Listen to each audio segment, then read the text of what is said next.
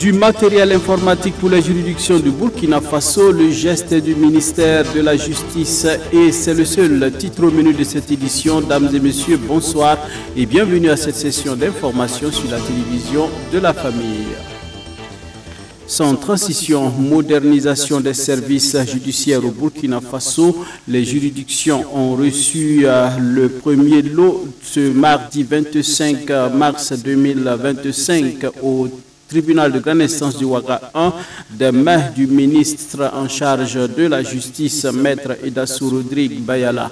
Plus de 500 ordinateurs d'une valeur de plus de 350 millions de nos francs ont été remis aux juridictions. Le reportage est signé Abibalaï Bourema. Ce sont 520 ordinateurs portables, 77 ordinateurs de bureau, modèles performants de Core i5 de 12e génération et 80 onduleurs qui ont été remis aux différentes juridictions de notre pays.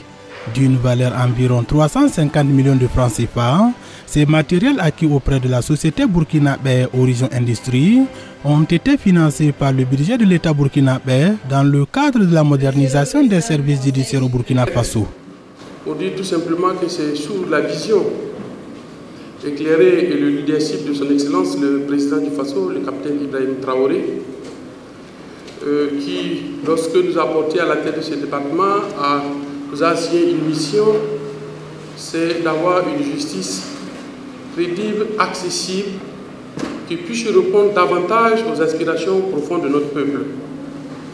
Et à ce titre, au-delà des réformes institutionnelles et juridiques qui ont été entreprises dans le secteur de la justice, il est constant que le matériel et les hommes, c'est-à-dire les moyens humains et matériels, manquent au niveau de la justice pour accélérer son cours. Rassurez-vous que nous sommes conscients de la situation au niveau des juridictions parce que nous avons fait faire l'état de tous les ordinateurs, de tout le matériel informatique qui existe, en bon état et en mauvais état. Et c'est sur cette base que cette répartition va être faite. Ce que nous voulons demander, et comme l'a dit tout à l'heure le premier président de la Cour d'appel de Ouagadougou, nous vous demandons tout simplement, actrices et acteurs de la justice, de l'ensemble de la chaîne judiciaire, d'en faire un bon usage, un bon père de famille, pour que les objectifs qui seront assignés au département de la justice puissent être atteints. En ce qui concerne l'entretien, nous voulons également vous rassurer qu'au niveau du ministère, tous les moyens seront mis, bien entendu, pour un bon entretien. Le premier président de la Cour d'appel de Ouagadougou, qui a pris la parole au nom des bénéficiaires, a remercié le gouvernement pour cette dotation. Pour lui, ces matériels informatiques arrivent à point nommé pour résoudre le problème d'équipement des juridictions burkinabé. Je remercie notre ministre de tutelle pour les différents efforts déployés à longueur de journée en vue de l'amélioration des conditions de travail des acteurs judiciaires. Monsieur le garde des Sceaux, soyez dans les remerciés. Monsieur le ministre, depuis plusieurs années, notre constat est que la problématique de l'équipement des juridictions se pose avec acuité. En effet, et jusque-là, beaucoup de juridictions, pour ne pas dire toutes les juridictions, étaient caractérisées par une insuffisance, une obsolescence, une mauvaise qualité du matériel informatique mis à disposition. Les cris de cœur venaient de partout et les plaidoyers étaient très inspirés. Certains y ont même vu des prétextes pour justifier leur mauvais rendement. Mais désormais, avec la remise, ce jour, vous entendrez moins de bruit, moins de plaintes et moins de thèses et d'antithèses, du moins en ce qui concerne cet aspect, que l'aspect informatique. L'objectif de cette dotation, selon le ministre en charge de la justice, est de renforcer l'efficacité des juridictions burkinabé. Ces outils permettront d'améliorer les conditions de travail des acteurs judiciaires dans la digitalisation des processus judiciaires. Cette dotation en ordinateur est la première phase et dans les jours à venir, les juridictions recevront d'imprimantes, de photocopieurs et bien d'autres matériels informatiques. Tout autre chose, à présent, l'église des Assemblées de Dieu de Samandin, c'est à Ouagadougou, a été le théâtre d'une conférence publique, c'était samedi dernier, dans le cadre de l'activité dénommée 48 heures de la charité. Ce cadre d'échange a porté sur le thème les défis et les besoins spécifiques des veuves et orphelins dans notre société. Quelle est ma responsabilité? Une thématique qui a été épulchée par d'éminents panélistes et était présent pour nous tous d'Assida Salam, Ouedraogo et Gédéon Tapsova. Les défis et les besoins spécifiques des veuves et des orphelins dans notre société. Quelle est ma responsabilité? C'est le thème qui fait l'objet de cette conférence publique ce samedi 22 mars 2025 à l'église des Assemblées de Dieu de Samandin. Les panélistes, pas des moindres, se sont d'abord attelés à identifier les défis et les besoins qui sont de plusieurs ordres. D'abord, il y a les défis d'ordre psychologique et mental. Je veux dire que quand un enfant perd son père, quand une femme perd son époux, il y a cette violence psychologique, il y a ce manque, ce vide, cette absence-là qui frappe déjà le cœur de ces personnes. Le deuxième aspect qu'on a soulevé, c'est ce que j'appelle la violence sociétale, c'est-à-dire des pratiques et des coutumes qui font que quand le mari meurt, la veuve est complètement dépouillée par la belle famille, par certaines belles familles, c'est pas tout le monde, il ne faut pas faire d'amalgame, certaines belles familles qui prennent le matériel, le salon, la maison, le toit, rien, on prend tout à la veuve, on ne lui laisse pratiquement rien. Troisième défi, c'est le manque de moyens matériels, la nourriture, le toit, les habits, les moyens pour mettre les enfants à l'école. Des pistes de solutions allant des mesures politiques jusqu'à l'implication individuelle et collective de la société ont en outre été proposées pour soulager ces veuves et orphelins. J'ai d'abord proposé une solution de concept en disant qu'au Burkina, c'est vrai qu'on exprime la charité, la solidarité, mais si on pouvait réellement avoir un nom pour notre concept comme ce qui se fait au Sénégal qui est la Teranga, et ensuite en Afrique australe, c'est en Afrique du Sud, Zimbabwe, toute l'Afrique australe qui est l'Umbutu, c'est-à-dire que je ne peux pas exister sans toi.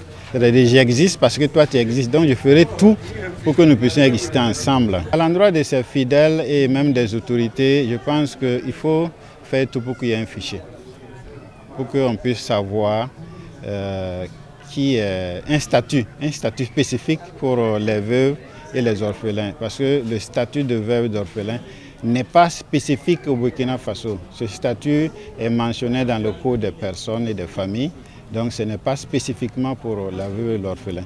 Maintenant, ce que j'ai fait aussi comme proposition, nous, l'Église, c'est en plus, comme mon collègue l'a si bien dit, mettre en place une plateforme pour la gestion et les besoins des veuves et des orphelins. J'ai pris l'exemple sur ce texte biblique de la multiplication d'un pain, où Jésus dit aux disciples qui sont venus lui dire, mais il faut envoyer les gens vers les villages pour qu'ils puissent se nourrir. Jésus a dit à ses disciples, donnez-leur vous-même à manger. Une manière de nous dire, donnons-leur nous-mêmes à manger, occupons-nous nous-mêmes de ces veuves et de ces orphelins. Parce qu'il faut que nous sachions en tant que chrétiens que Dieu ne descendra pas du ciel pour s'occuper des veuves et des orphelins. C'est à nous de le faire et nous pouvons le faire parce que nous avons tous quelque chose à donner. Parfois une prière, parfois un sourire, parfois prendre de la nouvelle, une visite, et puis parfois aussi donner un peu d'argent, un bout de pain, de la nourriture, des habits peut-être qu'on porte mais qui sont encore neufs. Au lieu de les jeter, on peut les donner de manière respectueuse à ces veuves et à ces orphelins pour leur permettre d'être un peu soulagés.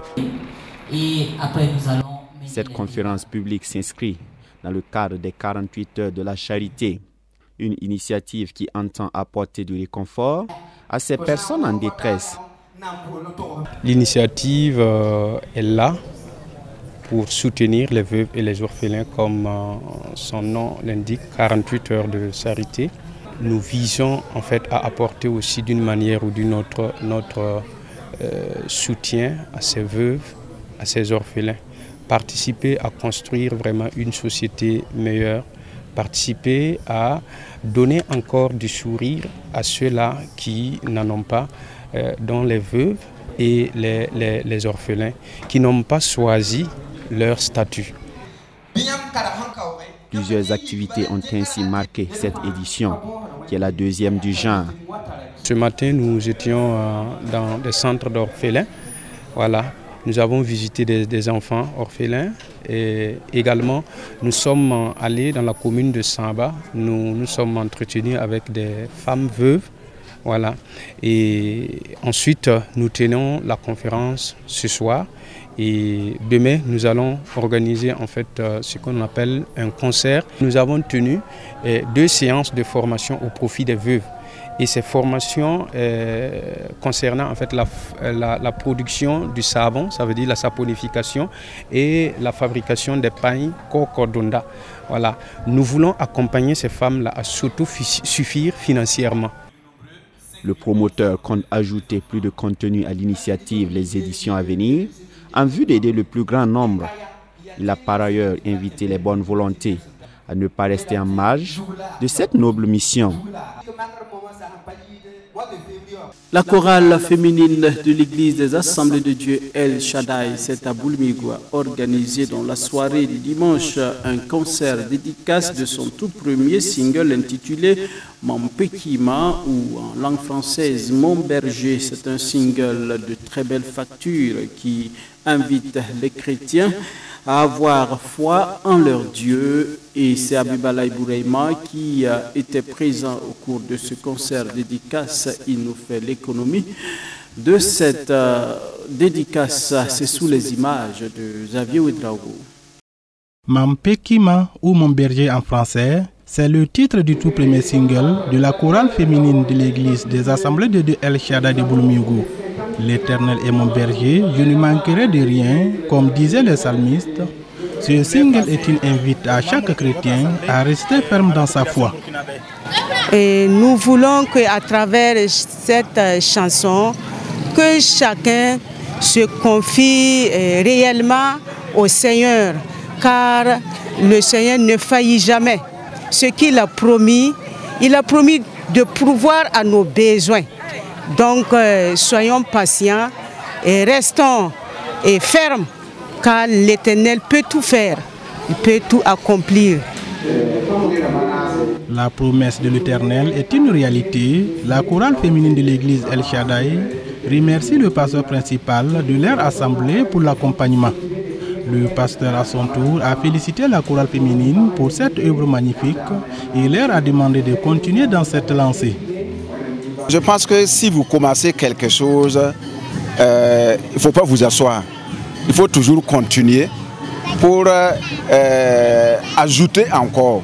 Parce que si vous vous arrêtez à la première seulement, ça ne va pas aider. Mais je pense que les femmes même sont prêtes à vouloir encore recommencer et puis ajouter d'autres morceaux encore. Donc ça me rend vraiment la joie et je rends grâce à Dieu pour tout cela.